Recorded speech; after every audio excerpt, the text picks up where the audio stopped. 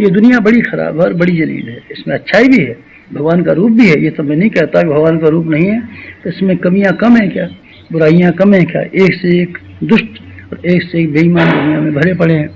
तो क्या करें फिर, दुष्टों के प्रति द्वेष नहीं बेटे, द्वेष करेंगे आप ही जल जाएंगे, ईर्ष्या ईर्ष्या से भी आप जल जाएंगे, प्रसोद से भी आप जल जाएंगे।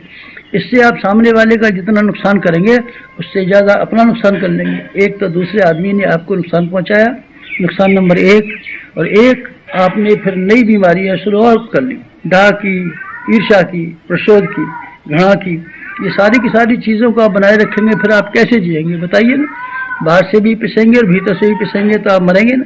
आप ऐसे मत, आप क्या करें, फिर बुराइयों को बर्दाश्त करें। नहीं, ये तो नहीं कहता बुराइयों को बर्दाश्त करें, आप बुराइयों से संघर्ष जरूर कीजिए। फिर संघर्ष करने का दूसरा तरीका है, कौन सा, वो तरीका है जो कि डॉक्टर इख्तियार करता है, किसके लिए, मरीज के लिए। मरीज के रोगों को मार डालने के लिए हर चंद कोशिश करता है कि रोग बचने न पाए, विषाणु बचने न पाए, रक्त की प्रदूषण बचने न पाए, लेकिन रोगी को नुकसान न होने पाए।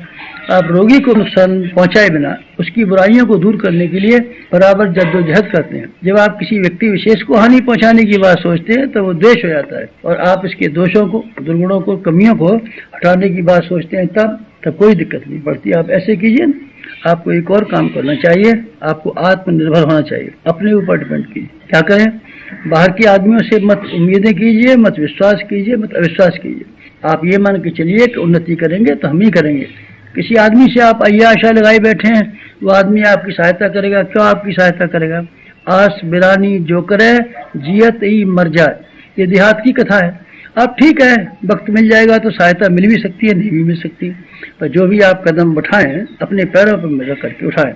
उम्मीद ये करें ये काम हमको करना और हम ही करेंगे। अगर आपका ये आत्मविश्वास है तब फिर आपको आत्मनिर्भर व्यक्ति कहा जाएगा। सूरज किसी पर डिपेंड नहीं करता कि हमको कोई अर्घ चढ़ाएगा कि नहीं चढ़ाएगा, हवा किसी पर डिपेंड नहीं करती, किसी की अपेक्षा नहीं करती, चंद्रमा किसी की अपेक्षा नहीं करता, जमीन किसी की अपेक्षा नहीं करती, और आप किसी की अपेक्षा मत कीजिए। इसका अर्थ ये नहीं है कि आप सहयोगी जीवन न जिए, परस्पर मिलना जुलना न करें, विधेयात्मक चिंतन जिससे कि आदमी देवता बन जाते हैं। खराब आदमी है इसको हम अच्छा बनाएंगे, सज्जन बनाएंगे, ये क्यों नहीं सोचते। खराब आदमी है तो हम इसको मार डालेंगे, उसकी हत्या कर डालेंगे, ये क्यों सोचते, ये मत सोचिए। आप दृष्टिकोण को बदलिए ना। जो कुछ भी आपको पास मिला हुआ है वो कम नहीं है, बहुत मिला हुआ है।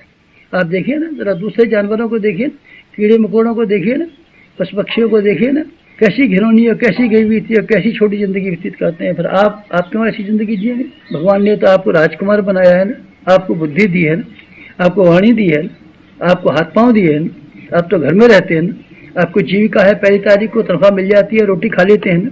दूसरे जानवरों को देखिए, उन बेचारों को न कोई तनख्वाह है, न कोई नौकरी है, न कोई कपड़ा है, न कोई बोलने का ढंग है। इन सब के तुलना में आपको कितना मिला हुआ है, आप इस पर खुशी नहीं मना सकते, आप प्रसन्न नहीं हो सकते, आपके चेहरे पर मुस्कुराहट नहीं आ सकती कि जो हमारी वर्तमान परिस्थितियां हैं उसमें हमको पसंद रहने का हक। आप तो हमेशा अभावों को सोचते रहते हैं, अभावों को सोचने का अर्थ होता है नरक। अभावों को ध्यान में नहीं रखना चाहिए, उसको दूर नहीं करना चाहिए, ये मैं नहीं कहता हूँ। मैं तो ये कहता हूँ आप हमेशा अपने आप को अभावग्रस्त दरिद्र और कंगाल मानते बैठे रहेंगे तो आप दरिद्र और कंगाल ही रह जाएंगे। आप मत अपने आप को दरिद्र मानिए, मत अपने आप को कंगाल मानिए। फिर आप ये मान के चलिए कि आप देवता हैं, देवता हुए तो देने में समर्थ हैं, आपके पास देने को बहुत है।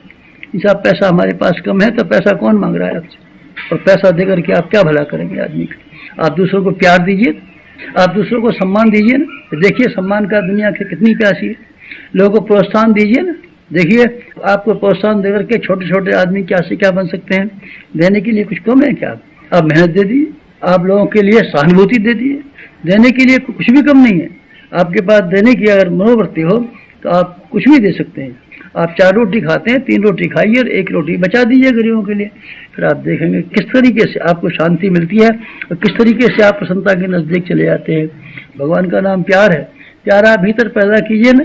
जिस दिन आप प्यार पैदा करेंगे उस दिन आपके मन में से एक ही उमंग और ऐसी हिलोर उत्पन्न करेगी कि हमको कैसे दूसरों की सहायता करनी चाहिए। जब दूसरों की सहायता करने के लिए आमादा होंगे तो आपको अपने में से कटौती करनी पड़ेगी। फिर साधु और ब्राह्मण का जीवन जीना पड़ेगा।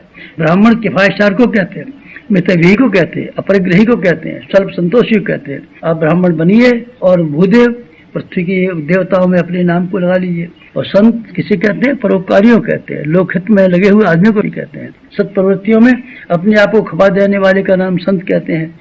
आप संत और ब्राह्मण के रूप में अथवा दोनों के संयुक्त जीवन यापन करने के रूप में अगर आप जिए, मजा आ जाए। उम्मीद ऐसी है आप यही करेंगे। समाप्त।